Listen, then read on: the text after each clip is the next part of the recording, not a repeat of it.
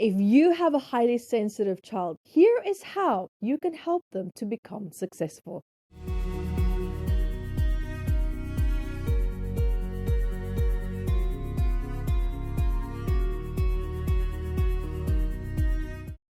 Hi and welcome, and my name is Evette and I'm going to be your host and your facilitator for today's video.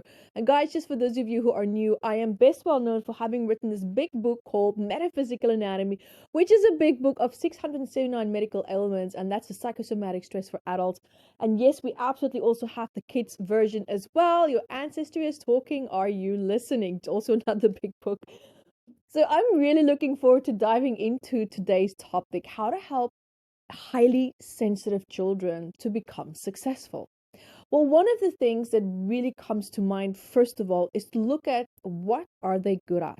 This can not sometimes be even just be something as simple as a hobby. So one thing to do is to treat a child's hobby as something that is, of course, important. It's not, maybe sometimes when a child does something, and yeah, kids have hobbies where we might look at it and we think, well, there's nothing really interesting about it. It's not really something that you can see that can build their future per se.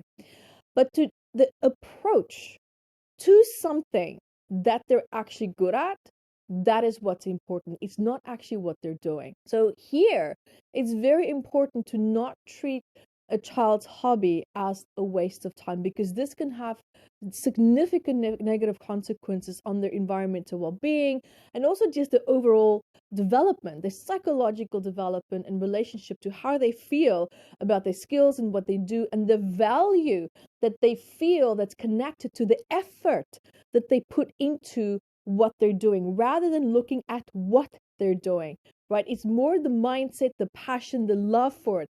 That is what you want to help them to nurture. And it's very essential to help them to recognize the importance of their hobbies and their interests, because that really does play a very big crucial role in a child's growth and self-discovery, because that also nurtures a child's curiosity, because that's how they learn. That's why children asks almost, 300-400 times why during the day. It's that beautiful sense of powerful curiosity that they have that helps them to expand their knowledge of the world.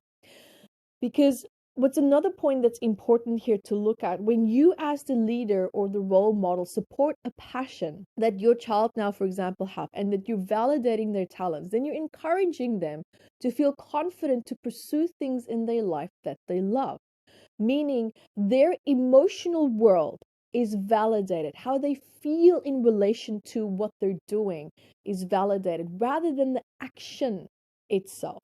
So even when they are doing something that is a hobby and you might not necessarily approve of it, take a deep breath.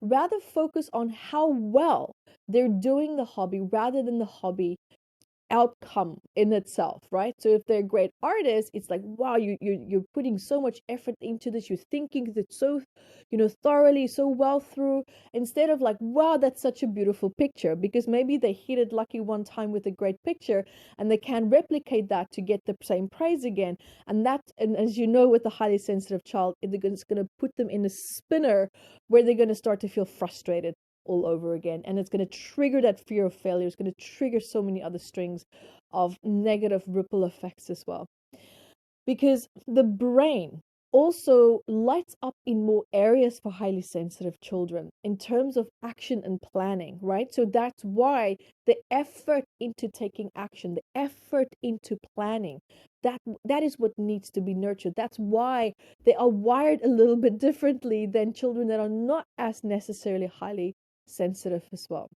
Now, let's discuss more benefits of supporting a highly sensitive child's hobbies, right? So, it encourages exploration and creativity, because hobbies will allow this child to explore their interests, their passions, and it will cultivate that sense of creativity and also imagination in a positive way. So, when they dream of something or they want to do something, they're going to have a positive attitude towards it instead of feeling that subconscious negative feedback that they maybe received in the past, and then applying that subconsciously to future actions as well. And this will also build their self-esteem and their confidence.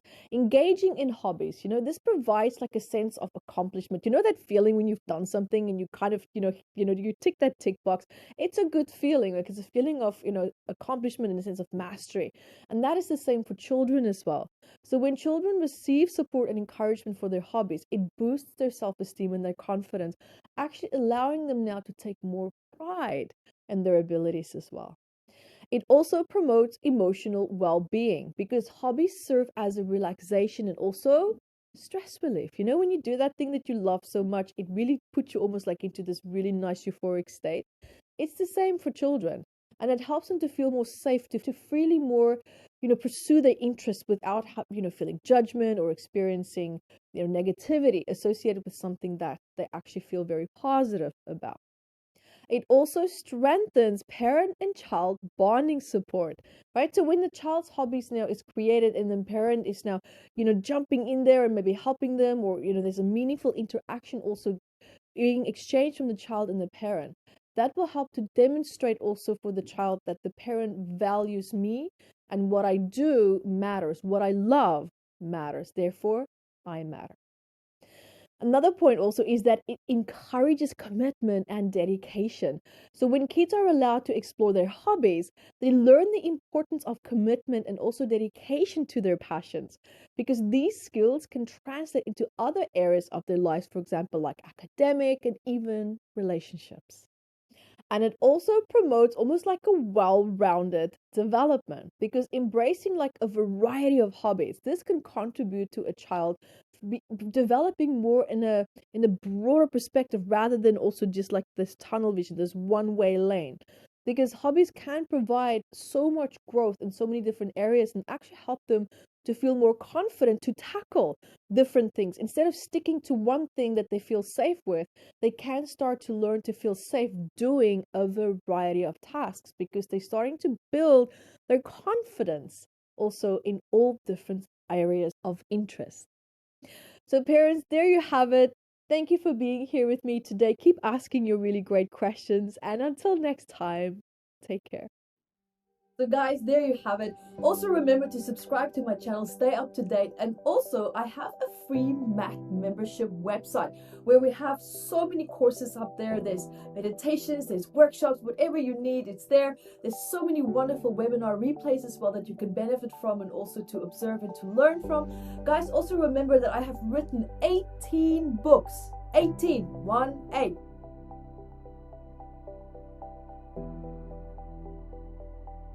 And one of many among them are Metaphysical Anatomy and Psychosomatics for Children. So this one is a Psychosomatics for adults. This one is a Psychosomatics for kids. So these books are super popular. People love it. If you want to learn more about how your body works, understanding messages behind it, maybe you have that gnawing pain or maybe an ailment that's surfacing and you want to understand what is it that your body is trying to tell you.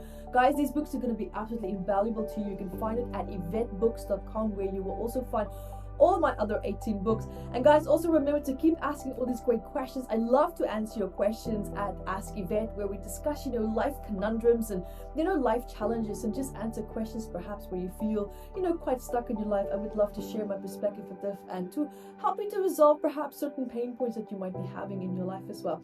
So guys, remember to stay in touch. There's so many great things that's happening. And also something really awesome is that this book is already also in video format. So imagine 679 medical elements in video format, and also with meditations and healing courses, workshops, masterclasses, everything behind that in our platinum membership site.